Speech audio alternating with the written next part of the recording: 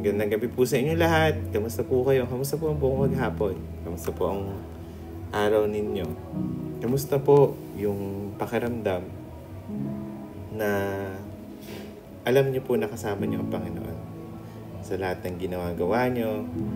Alam niyo po na may bagong gagawin ng Panginoon ngayong bagong taon. Kaya po sa ating pagpapahinga ngayong gabi, ipagpatuloy po muna natin yung ating debosyon bago po tayo matulog. Napakasarap po kasi na makarinig ng isang pangako na nanggagaling sa Panginoon na may hawak at may-ari ng buong daigdig, no? At ang lumikha sa atin, no? Isang Diyos na mapagmahal, isang Diyos na nagbibigay pag-asa sa atin araw-araw, no? Kaya ngayong gabi, bago po tayo magsimula, tayo po ay manalangin. Panginoon, salamat po sa maghapong ito. Salamat, Panginoon, sa inyong kabutihan. Salamat, Panginoon, sa lahat ng bagay na ginawa niyo sa buhay namin.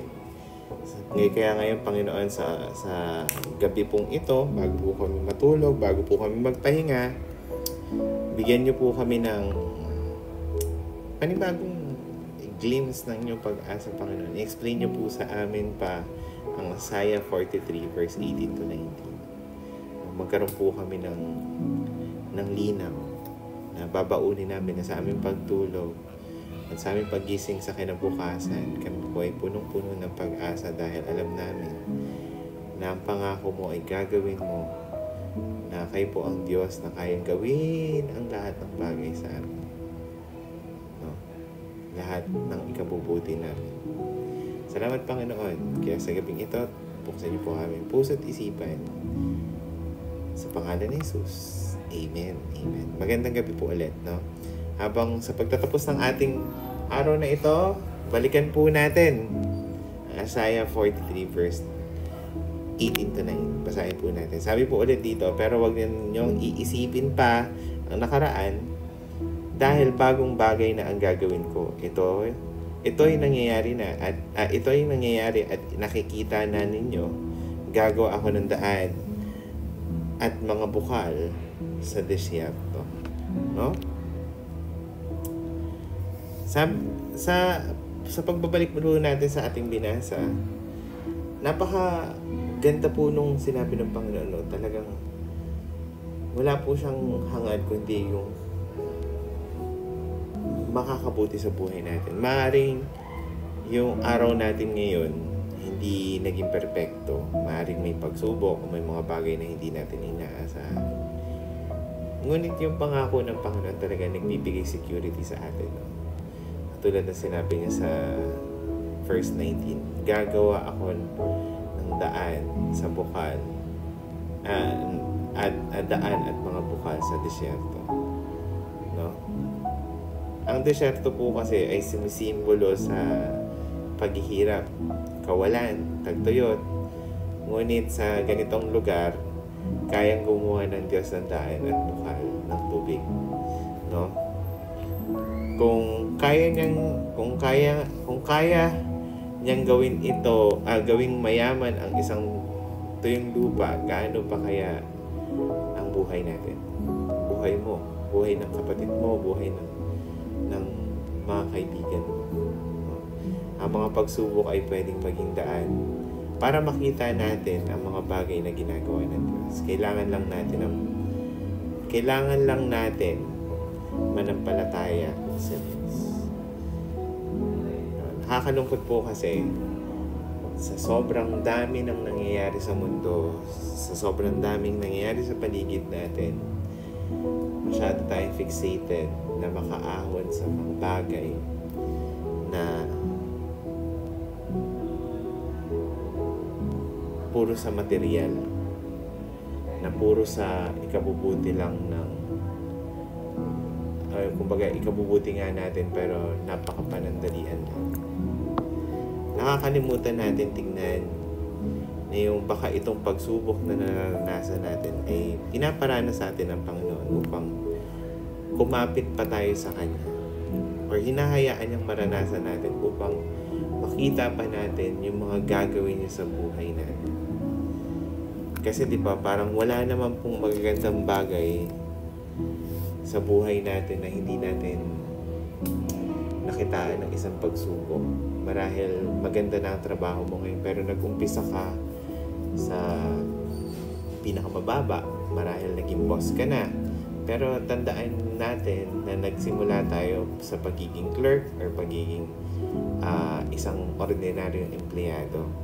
O marahil yumaman ka. Pero tandaan nyo, bago tayo yumaman, naghirap muna tayo. Nagpursige. No? Pero alam nyo po ba na sa lahat ng bagay na nangyayari sa atin, ang Diyos ay may ginagawa. No?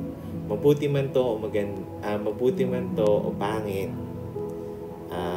mahirap man to o madali, ang Diyos ay may ginagawa sa buhay ng bawat isa. No? Ang importante po, wag po natin bibitawan ang pananampalataya natin sa Kanya. Kung pagkos, tayo pa'y kumapit, tayo pa'y, alam niyo po yun, yung palaguin pa natin yung pananampalataya natin sa Kanya. Ang hirap pong umasa sa mga tao sa paligid natin dahil disposable po kasi yung nagagawa ng tao eh. Panandalian lamang. Marahil iniisip natin, nakakuha tayo ng pag-asa kasi may mga mababait na politiko, mababait na kapitbahay, mababait na kaibigan, mababait na kamag-anak. Pero tandaan po natin, sila ay may limitasyon din. Pero ito yung tatandaan ninyo po. Sa ating paghihirap, sa ating mga tagtuyot na araw, no, o kawalan, bakit hindi natin ihayaan ng Panginoon na kumilos? May naalala po ako. Dumating po sa punto na wala po. Siguro isa po ito sa pinakamagandang testimony. Dumating po sa punto na wala po akong trabaho. Mahigit 4 na buwan kami ni Ian. No? Kung alam ko naman, kilala niyo po si Kuya Ian. So, 4 months kaming walang trabaho. Pero alam niyo po, kahit isang beses, marahil nagutom kami, hindi enough yung kinakain namin sa araw-araw. Pero mapalad kami dahil may mga taong ginamit ang Panginoon para matulungan kami. May bigla na lang pupunta sa bahay, may bigla na lang birthday party na mag-i-invite sa amin. May bigla na lang dito sa church, naalala ko, hindi alam nila, Tatay Ramon yan na wala pala kaming trabaho nila Ian, wala kaming makain, pero nagluto siya ng napakasarap na pagkain. Yung mga ganong season po sa buhay namin na talagang ang Diyos lang ang kumilos. At saka napakasarap kasi inilagay kami sa isang pamilya na alam po namin na hindi kami pababayaan. Pero ang kagandahan po nito, hindi pa po kami nagsasabi, hindi pa po namin sinasabi sa kanila na may pinagdaraanan kami. Pero gumagawa po ng paraan ng Panginoon para kami hindi magutom, hindi kami magkasakit. Pero after nung tagtuyot na yon, gumawa ng bagong daan ng Panginoon.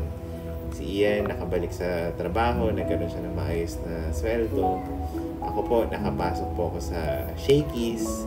Pero bago po mag isang buwan, bago ako magtapos ng isang buwan sa Shakey's, actually wala naman po ako sunundo sa Shakey's. Inilagay ako ng Panginoon sa isang malaking kumpanya na hindi ko rin inaasahan. Nilagay niya po ako sa Pfizer. So, ganun po kagaling ang Panginoon. Higit pa sa iniisip ko yung kaya niyang gawin. Kaya wag po natin limitahan yung biyaya, yung kayang gawin ng Panginoon sa buhay natin. Marahil tagtuyo tayo ngayon o may nararanasan po tayong mga problema. No? Wag po natin gawing hindrance yun para kumapit sa Panginoon. No, mas ako sa tingin ko mas mabuti pang magutom kaysa hindi natin maranasan yung ginagawa ng buhay sa buhay natin o hindi natin maranasan yung ginagawa ng Panginoon sa buhay natin. No? Kaya alam po natin na hindi po ganun kadali ang buhay, pero kapit lang po, may gagawin ng Panginoon. Siya po bahala sa inyo. Siya po ang bahala sa ating lahat. No? Hindi ko po kailangan ako na po mismo pinakamalaking guarantee. Nakikita niyo naman po katawan ko, napakalaki ko, di ba? Kaya maraming salamat po ulit, no? Ito po yung talagang napakalaking testimony po talaga kasi naranasan ko po ito. Kaya, no, bago po tayo matulog, meron po akong isang tanong. Ano yung disyerto mo ngayon? Ano yung tagtuyo sa buhay mo ngayon? Marahil sa pinansyal, marahil sa emosyonal, o sa spiritual, o sa overall na pangangailangan natin sa buhay.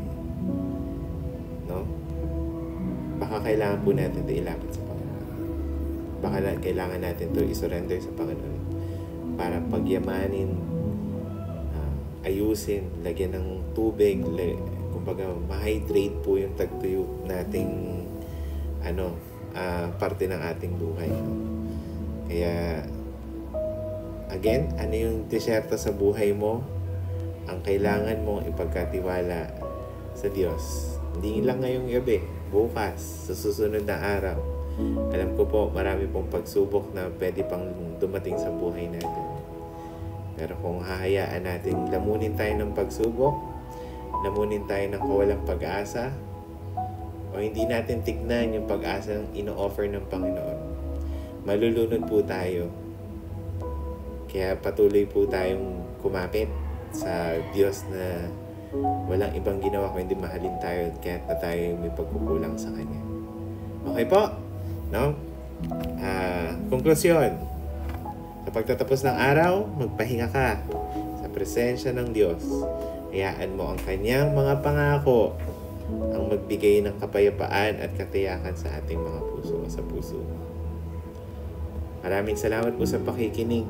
Salamat po sa patuloy na pagtitiwala sa salita ng Panginoon. No? Kaya ngayong taon po tayo po magpatuloy na kumapit sa Kanyang presensya, kumapit sa Kanyang gabay, sa Kanyang kamay. Dahil hindi niya po tayo kailanman ililigaw o pababayaan sa lahat ng oras.